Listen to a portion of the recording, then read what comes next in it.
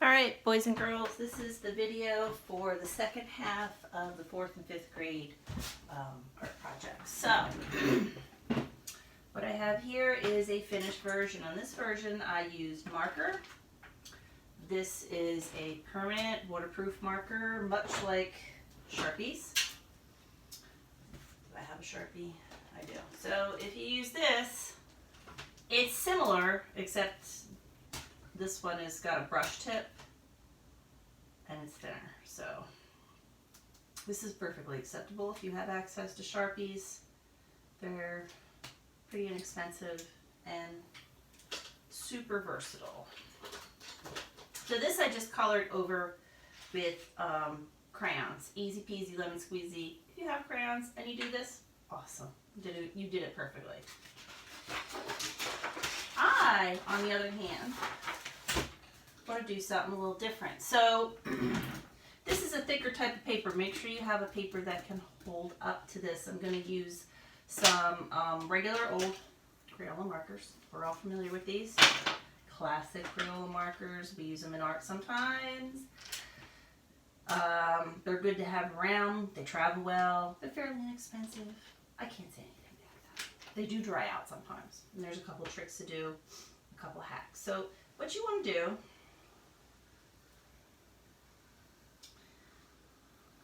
notice I said before the black, you want that to be waterproof. That's probably one of the most important things that you want to deal with. So I'm going to outline around this one area with my marker. And I'm going to put down quite a bit of ink. And I'm using the side of my marker so that I am putting down thick stripes. And you're wondering, what on earth are you doing, Ms.M? You must have lost your mind. Now, there was a couple 4th grade classes, maybe, a couple 4th grade classes that did the hearts, and we did do this 3rd and 4th grade, and it turned out pretty awesome. So notice I'm just using regular tap water, came right out of my tap, didn't do anything special to it, and I am just wetting where the ink is, and I'm starting to basically bring the ink to life, and it's going to work much like a watercolor, and everybody should be familiar with watercolors because we've done enough of those. And it does a really cool effect. I'm going to clean my brush, wipe it. Be nice to your brush. They're not mine, but if you want them to last, you should be nice to them. So then I'm going to go and I'm going to think about what do I want to do for the second section. I could color these sections in, but I think I want to leave some parts white. This red's already drying out. But that's okay, because for what we're using it for, oh, this is supposed to be orange. Yeah, this is not so good. I'm going to have another orange. We're doing a red. I'll add some red. You could do a couple colors. You could do colors that are analogous next to each other, like orange and red are next to each other on my color wheel. Actually, if I really wanted to make an orange, what I could do, put some red down. Let's see, have some yellow. Put some yellow down.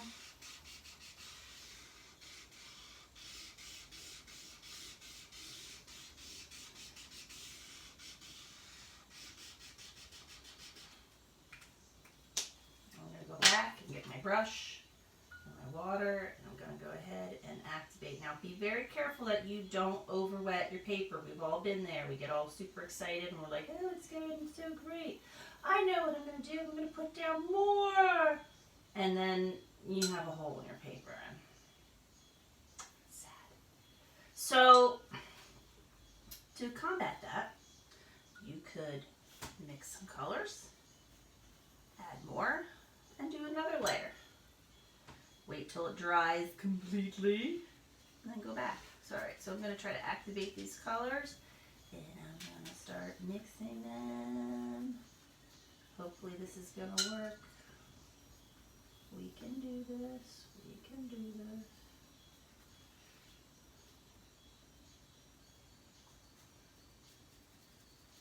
Not bad. It's got an interesting effect. I kind of like it.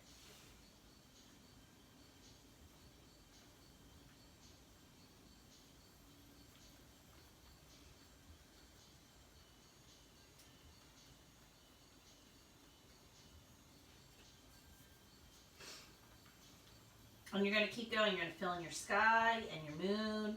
And basically, you're going to have a lot of fun with it. I'm going to try to finish this up. I don't want to waste too much time, because you only get so much time on YouTube. But what I may end up doing is, once I finish this, I'll try to post it online, maybe on the teacher site. Which I'm trying to set up a gallery on the teacher site, so that you guys can post your finished work. I hope everybody is staying safe, and I look forward to seeing you again.